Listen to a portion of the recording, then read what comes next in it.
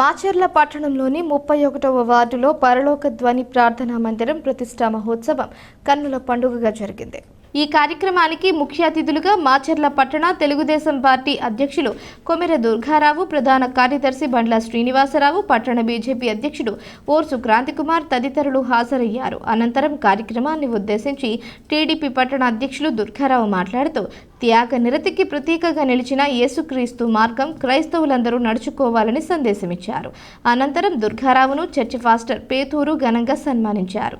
ఈ కార్యక్రమంలో తెలుగుదేశం పార్టీ కార్యకర్తలు, చర్చి నిర్వాహకులు పాల్గొన్నారు.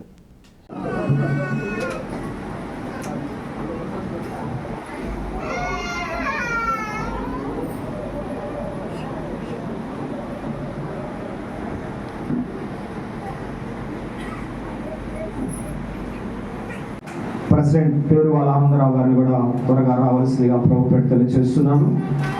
కృపా ఆత్మీయుల సహవాసం ప్రెసిడెంట్ గారు పేరువాల ఆనందరావు గారి రావాల్సిందిగా